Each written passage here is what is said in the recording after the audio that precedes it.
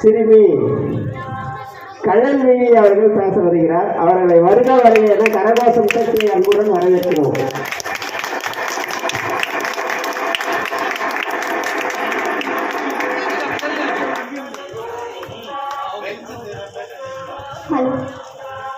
அனைவருக்கும் என் முதல்வன் வணக்கத்தை தெரிவித்துக் கொள்கிறேன்.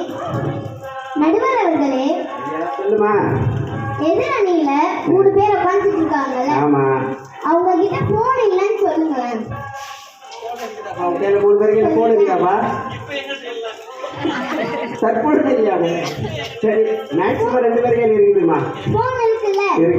அறிவியலை வச்சுட்டே ஆன்மீகத்தை பத்தி பேச வந்திருக்காங்களே, இது நியாயமா?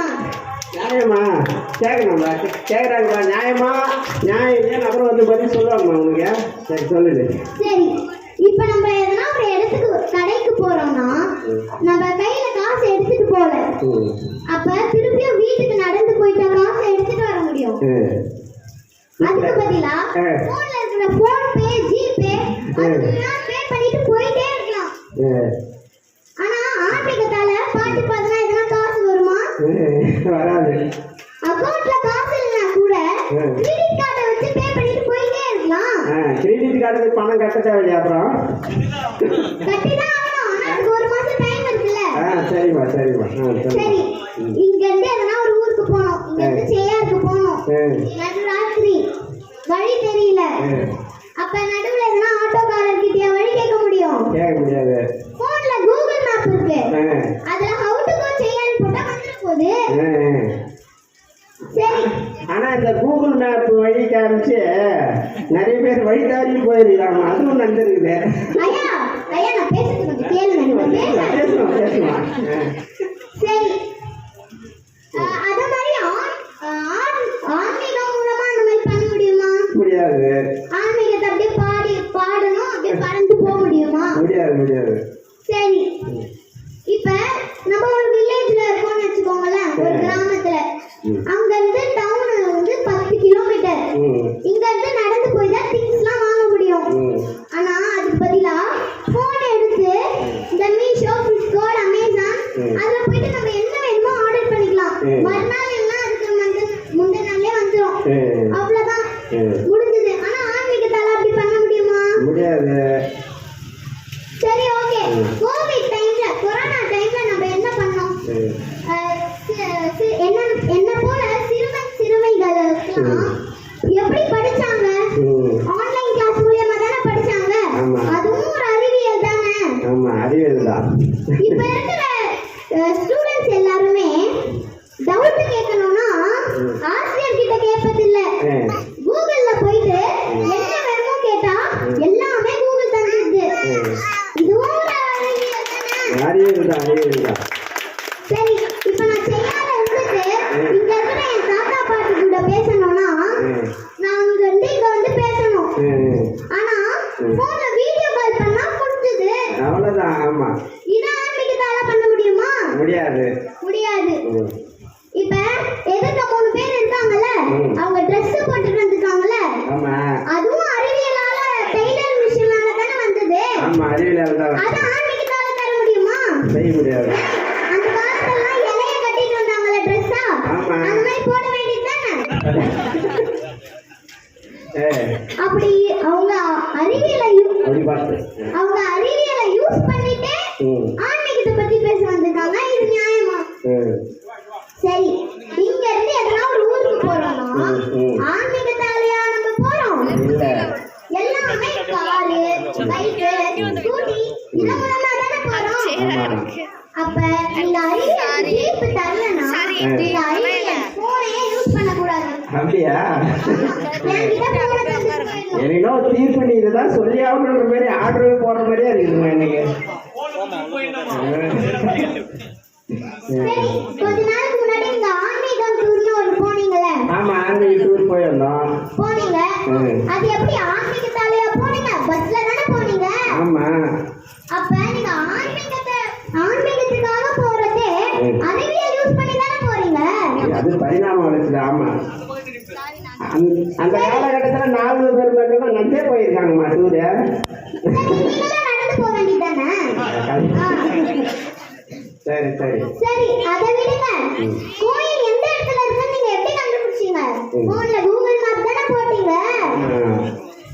பாத்துக்கோங்க, நீங்களே அறிவியலை தான் யூஸ் பண்றீங்க. சரி சரி, இந்த ஊரே இப்படி ஜொலிக்குதே, அதுக்கு என்ன காரணம்? இந்த சீரியல் லைட் தானே காரணம். அது எப்படி? அதுவும் அறிவியல்ல தானே வந்தது. சாமி படம் இருக்கே, அதுவே அறிவியலால தானே வந்திருக்கு. சரி, இப்ப நான் பேசுறது கேக்குதா? இல்ல, இப்ப கேக்குதா? கேக்குது. இந்த மைக்க கூட அறிவியலால தான் கண்டுபிடிச்சாங்க. எதுக்கு இந்த மூணு பேரை மைக் இல்லாம பேச சொல்லுங்க? அறிவியல் பேச சொல்லுங்களேன்.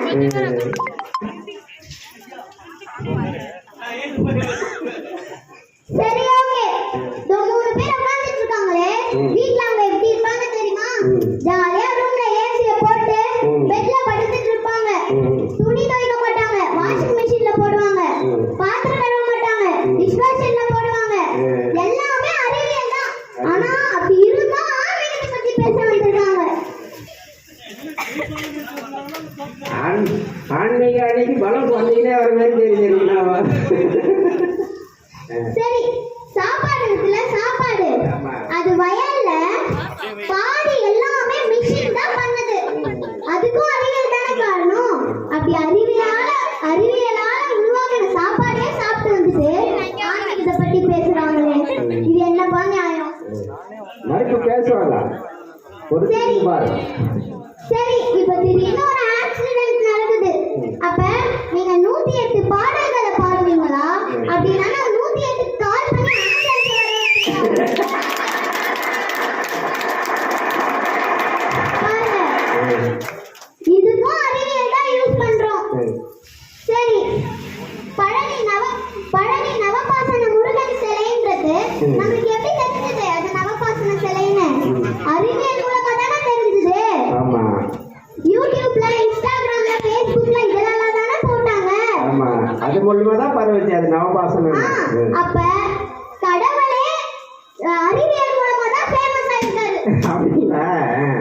பாத்துக்கோங்க. சரி, இப்ப நமக்கு எதனா நியூஸ் தெரியணும்னா கூட, இப்ப இங்க எதனா நடக்குது அப்படின்னா இங்க இருந்து பக்கத்து ஊருக்கு போய் நம்ம சொல்லிட்டு வரணும். ஆனா இப்ப அப்படி கிடையாது. யூடியூப்ல வீடியோ எடுத்து போட்டுடலாம், டிவில நியூஸ் சேனல்ல வரும்.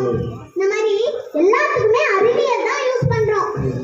அதனால அறிவியல்ல அப்படின்றது அறிவியலுக்கே தீர்ப்பு கொடுக்கும்போது அன்புடன் கேட்டுக்கொள்கிறேன். வாய்ப்பு கொடுத்த நல்ல உள்ளங்களுக்கு நன்றி சொல்லி விடைபெறுகிறேன்.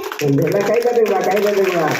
அறிவியல் என்ற அணிக்கு பாருங்க, நம்ம அறிவியல் தான் சிறந்தது, ஆன்மீகம் சிறந்தது இல்லைன்னு சொல்றதுக்கு உத்தராட்சியில் செய்து திருநீர் அணிந்து கொண்டு அறிவியலேன்னு பேச வந்திருக்காங்க.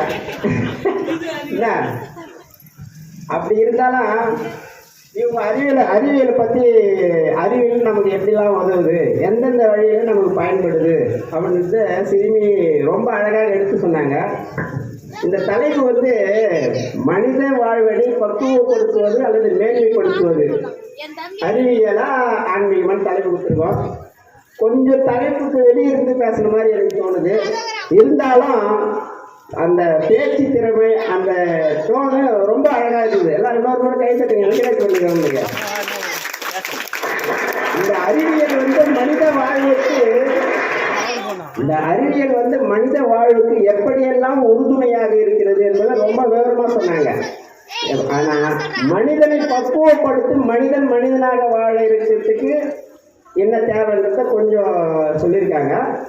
இருந்தாலும் ரொம்ப அருமையா இந்த நேரத்தில் அவங்க பேசியிருக்காங்க. இல்லை அறிவியலாலேயே மொத்தம் சாதிச்சிட முடியாது, ஆன்மீக ரீதியாக மேன்மைப்படணும், மனிதன் மேன்மையாக பக்குவப்பட்டு வாழ வேண்டும் என்றால் அது ஆன்மீகத்தின் ரீதியாக தான் சென்றால்தான் நம்ம பக்குவமாக வாழ முடியும் என்று கலைவழிக்கு மறுப்பு கூற ஆன்மீகமே என்ற அறிவியல் அணியில் திரு ஆர். கிருஷ்ணமூர்த்தி அவர்களை பேச அழைக்கிறேன்.